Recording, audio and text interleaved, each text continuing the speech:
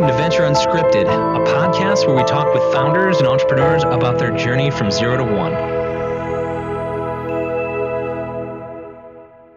Welcome to another episode of Venture Unscripted, where we have Vetr Health with us today. So I have the two co-founders. I think you have a couple more founders, but the two co-founders here, I have Rachel Burkle, and then we also have Sadok Paredes. So I'm excited to chat with you today a little bit about Vetr. So why don't you just tell me a little bit about yourselves, and we'll go from there. Yeah, well, thanks for having us. Vetr is a mobile veterinary care service. We started, the idea sparked when we got a puppy in the pandemic.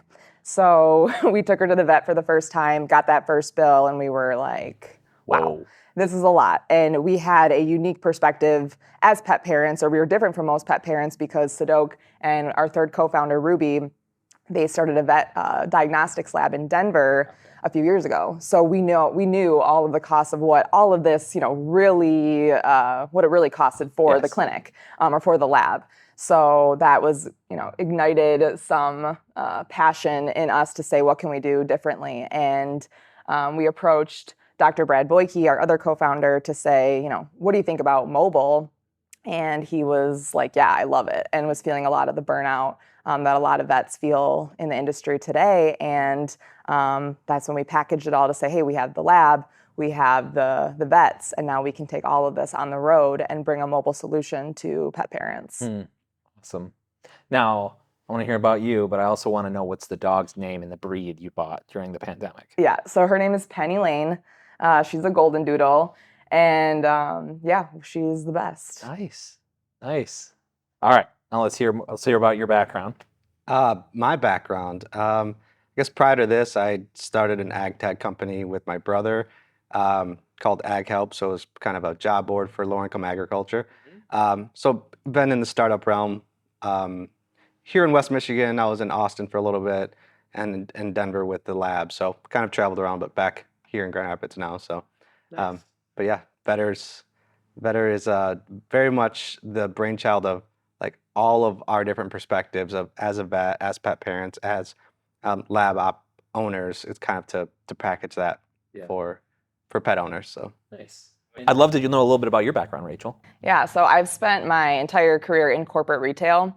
Worked for Target Corporate, came to Grand Rapids a few years ago to work for Meijer, and I always knew I wanted to do something entrepreneurial, and it wasn't until I met Sadok and learned about his background, and it was immediately, we started bouncing ideas off of each other for business ideas, and then once we started talking about Vetr, I was like, this is what I want to do. And if I didn't leave the comfort of that career to try something different and just give it a shot together, I would, I'd never know. Yes. So, yes. Yeah, took the leap, and about a little over a year ago, and I don't know, never looked back. And how's it been? How was that leap?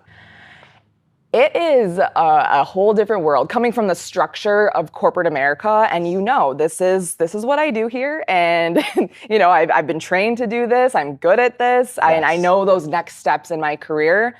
Whereas here we do all the things all the time. Every day is different. Yes. I'm so challenged in this role in ways that I never would have been challenged in my previous career. So it's so hard. It's the hardest thing I've ever done, but it's really rewarding. And the fact that we get to do it together as business partners and life partners is, that's awesome. Great. Yeah, I think the coolest part is like it feels so like monotonous and like incremental, like in small amounts day to day, but then like you put it together and we look back a year, it's like that's when we filed the business license was a year ago, and now we're venture backed by Red Cedar. So it's like in that year, like a lot happens as long as you just keep going forward. So it changes. It's a million miles an hour, isn't it? Like when you're at corporate, like a month for a corporate is like an eternity for a startup. When you're at a month, it's like it moves so much faster. Yeah, well, and I feel like my life goes by slower now, which I like because in retail, you're constantly looking ahead to, 24 months in advance. Yeah. Whereas in this world, yes, we have like a forward-looking strategy, but it's also like, okay, what is the problem we're solving right now in this week? And you're just taking it literally day by day. Yes. Okay, so you're in the pandemic, you get Penny. Probably the best, in that moment, was that the best decision of your life, right? I always say you have a dog and you're like, this is the worst decision when the first year, and then it gets better. But you got Penny, I'm sure you love her. Then where was that from Penny to when did you come in and consider like we should do Vetr? Like when was that incorporation of the LLC? When did it actually start? Yeah, well, it really was about a year. So we had her for almost a full year before we actually filed Vetr. But we started ideating. So before we had Vetr, we wanted to do something a little bit different, in that we were going to offer lab services to pet parents and send veterinary technicians into their homes to collect samples. And then we would provide the test results, and they would take that to their vet, and hopefully we'd be able to save them money because we have this, high volume reference lab, but we can run it at a low cost. But the education for the pet parent was too much. I mean, even being with him and his experience as a lab owner, I didn't even know what we needed, what Penny was going to get when we took her to the vet. I just know she needs to go. She needs something. And you're going to take care of her. Yes. So we realized that gap, that educational gap for the pet parent was too broad. So really, a few months into it, we really realized the value of the lab, and it was such a unique resource to us. Yeah, we went and pitched the idea it was called Catch DX, but we quickly realized that it was just, even if somebody did see the value in paying less for labs, they still wouldn't know what to do with that, with the results. Like, what does that mean to them? So that's kind of when we brought in Brad, our fourth co-founder, to really put it all together so consumers could take it, use it. Yeah, make it usable instead of having to have all this knowledge about what test and what does it mean, and that makes a lot of sense. Like, there might be some people who are like very interested in their pet's health and know enough, but I think the general population is just not. That's way beyond the scope of what their knowledge is right now. How did you guys end up learning that then? Was that through a trial and error? Like you did this and then you realized after a certain amount, what amount of time was that, and what moment was that when you realized that?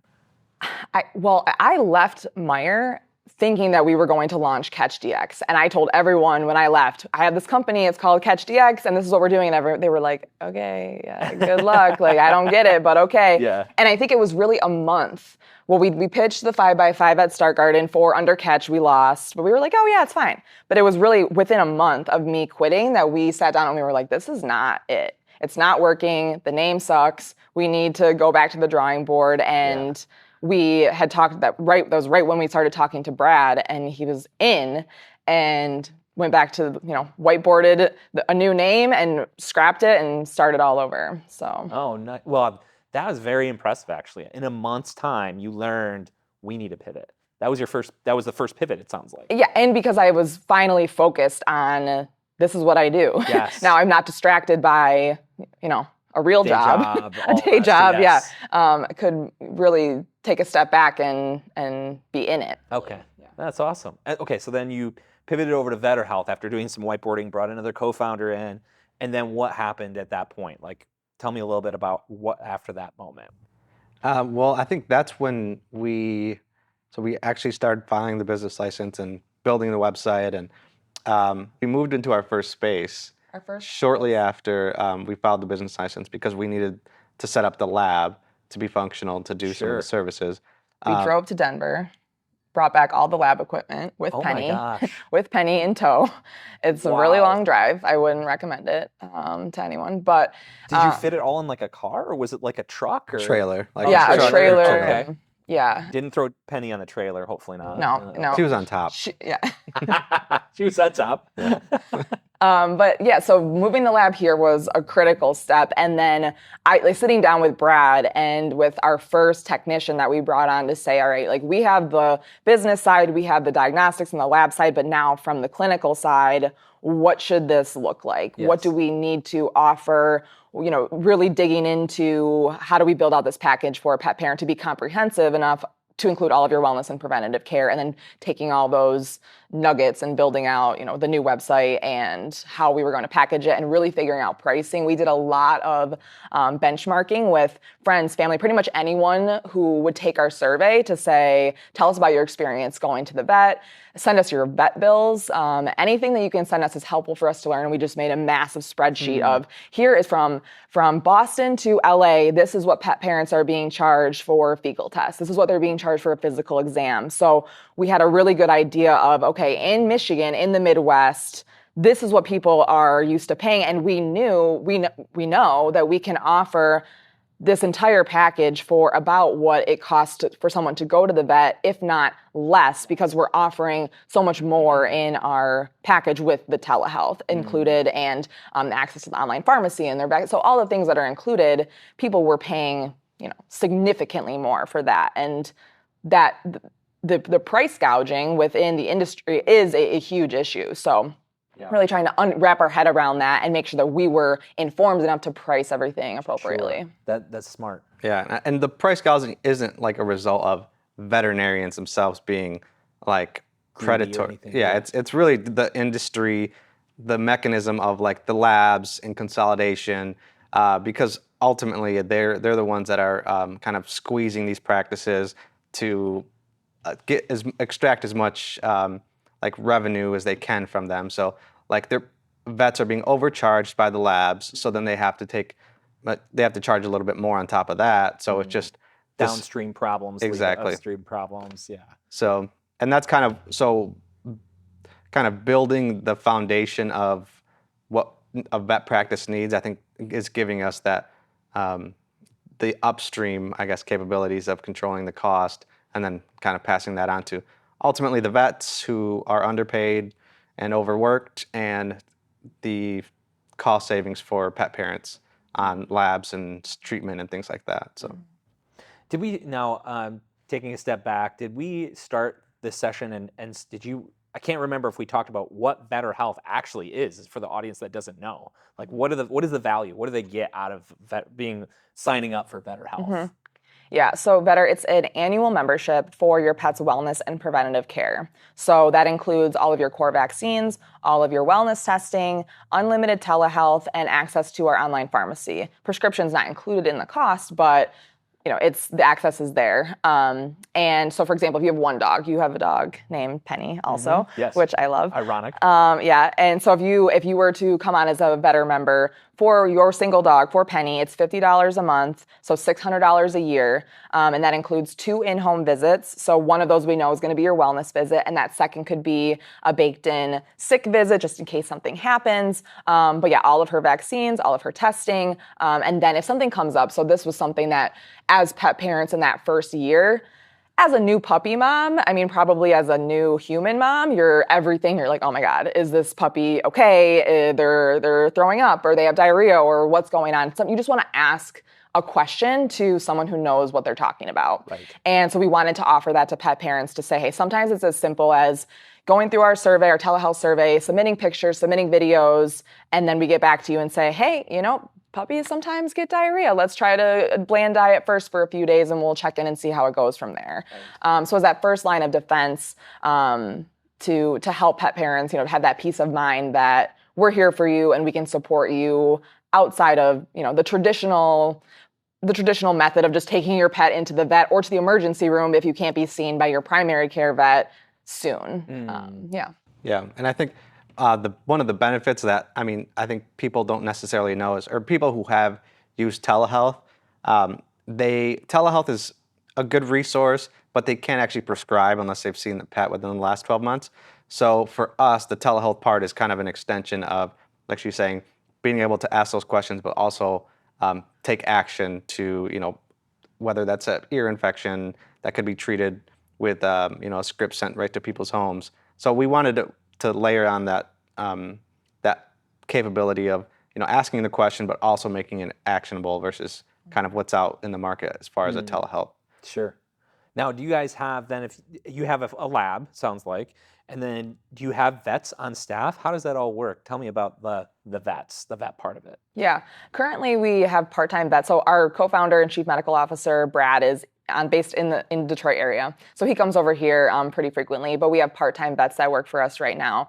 And what we've found is as we've grown, we need a full-time vet. So currently that's the goal, is to find one quickly. But I think there's, within veterinary culture, there's a lot of burnout that happens. And a lot of that is a function of long hours, but not enough compensation to offset how much they're working. So initially, we anticipated being able to leverage vets who are supplementing their income by picking up relief work, which is true, and that's how a lot of vets do supplement income.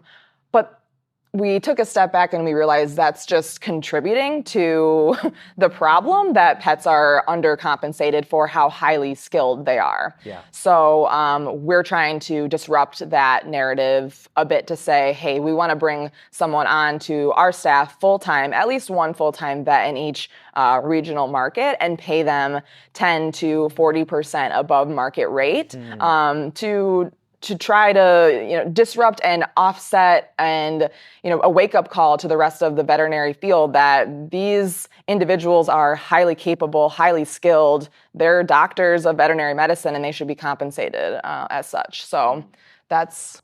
And I think part of our offering as a wellness provider allows us to really hone in on like the life-work balance is what we like to call it. So right now vets have weird hours. They're overworked, but with us they would actually get, if they didn't want to work weekends, they don't have to work weekends. It's a lot less stressful, less visits in general. Like they'll see up to 7 patients a day, so pets a day. That's like really the max. Whereas normally they would be seeing up maybe 7 an hour in clinic. Gosh, wow.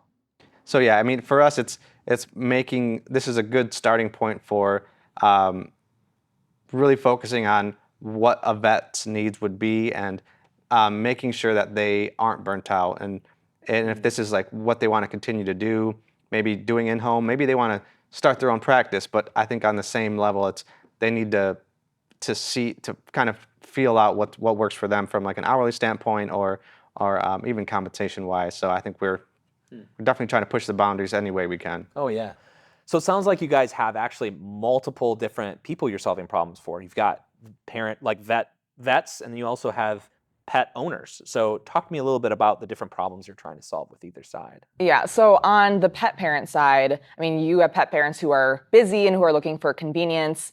You have pet parents who have pets who are anxious or fearful of going to the vet, and that's stressful. Yeah. And you also have pet parents who may lack mobility or lack transportation, where having someone come to your house could be a huge benefit into their lives. So we're solving by bringing our vets into the comfort of their own home, by providing care for pets where they're most comfortable. It's different and new, and each one of our members who we've gone into their home and surveyed after, 100% of them prefer in-home vet care going forward. That's awesome. So that's on the pet parent side. On the vet side, we know burnout within veterinary culture is huge, and about a third, well, depending on the study that you're looking at, a third to half of veterinarians are burnt out, and veterinary staff, assistants, technicians, are burnt out at an even higher rate. So they're burnt out. There's also a huge gender pay gap, which is wild because women make up 66% of total veterinarians, but they're still paid 83% of their male counterparts. So that's something that we want to change. And then beyond that, there's a super high debt to income ratio among vets. So they're going to undergrad, they're busting their asses to get into vet school. They're in vet school for 4 years, and then they graduate. I think 2020 is when it peaked, between 2018 and 2020, where they were graduating with a debt to income ratio of 2 to 1. With some of those, with that top 20%, graduating with a debt to income ratio of 4 to 1. So, and that contributes to the burnout because they're working super long hours, some 14-hour days, but they're not compensated to pay off their debt, and that's stressful. So we want to offer an alternative and we think a better career path where, hey, we can bring you back to why you got into veterinary medicine in the first place. Rather than seeing 7 patients an hour, you're going to see maximum of 7 households a day. You'll have a full hour with each household to get to know the pet, to give treats, to warm up. And beyond that, we want to make sure that we're compensating them above market rate, 10 to 40% above market rate when compared to what general practice veterinarians are making, and especially for female vets. So even if Vetr isn't the right choice for them. This is your sign, if you're a vet, to renegotiate your salary if you're a woman, because you are most likely making less than your male counterparts. And I think this is it's kind of a starting point for us. So we realize there's a huge need for urgent care, emergency care, but we're focusing on wellness because we know that's a good place to start. Everybody needs wellness, and that's for us where we can really have the biggest effect early on. But we see this as opening up brick and mortar urgent cares or emergencies or specialized clinics. So we see this more of as the foundation to a career path where a veterinarian could choose where they would like to work, but ultimately in a system that's not going to overwork them or burn them out. So. Right. That makes a lot of sense. Yeah, and our mission is to inspire a new era of veterinary care. So we're doing that not only on the pet parent side, on the pet side, an alternative and a new wave of how you can care for your pets and their wellness, but also for the veterinary professionals and how they can take back their career and really remember why they got into it in the first place. I love that big vision. Sounds like a lot of problems we're solving. That's really neat. We hope. Yes. So you talked a little bit about the future. So what's next? What's in the next 6 months and what's in the next 6 years? I mean, the next 6 months is really just honing in on how we grow within the Michigan market. So that's Grand Rapids and Detroit. So that's kind of our short-term goal. Once we figure that out, it'll be expanding into other states, focusing mostly on the wellness side. If there's an opportunity to expand into like a brick and mortar location that will provide more wellness care we can't do in home, things like dentals or imaging, things like that. So slowly expanding what we can offer from a wellness standpoint and even to more urgent care for our members. So that's where we're, I guess, shorter term, 1 to 3 year goal for us. Awesome. And as we close, I'm going to ask, I always like to ask this last question, is you mentioned at the early beginning, Rachel, you said, going from corporate to a startup, you go from this known path and then to almost an expedited learning because you're having to grow so fast as a person, like adapting and changing. And what would you say, looking back, for those that are listening, some takeaways that would say, just one or a couple takeaways, it's like, hey, here's what I learned through this process. Here's something that I can take away and give back. Wow. So much. I think to focus on the problem that you need to solve right now. Because it feels like everything is on fire all the time. So to be really mindful in the way that you're prioritizing what you're working on. And even though there's a lot of noise going on, you can get lost working in the business and a lot of random things can come up that take so much of your time, always coming back to what is the problem that we need to solve right now to get us to that next step and putting as much of your energy as possible into that and letting the rest of the distractions just be there. In the background. Yeah. I talked with a founder the other day and he called it intentional neglect. Like you're intentionally neglecting certain areas so you can focus on the most important. I love that. Yeah, I love it. Intentional neglect, yes. Yeah. I think along the same lines with the problem, as from the business, focusing on the problem you're trying to solve as a business and kind of taking a step back sometimes and reevaluating, like, are we moving in that direction? Are we really affecting change to that problem? Because sometimes you get the scope creep, you get opportunities to do other things that are a little bit ancillary, but it's like early on, focus on the problem, how to really solve it in a meaningful way, and then I think other things will start to fall into place. Good advice. Awesome. Well, thanks, Rachel. Thanks, Sadok. Thank you. We appreciate your time and excited to follow Vetr. And I'm excited to get Penny signed up for Vetr. Right. Yeah, So. all the pennies. Yes, exactly. Thanks, Awesome. Josh. Thanks.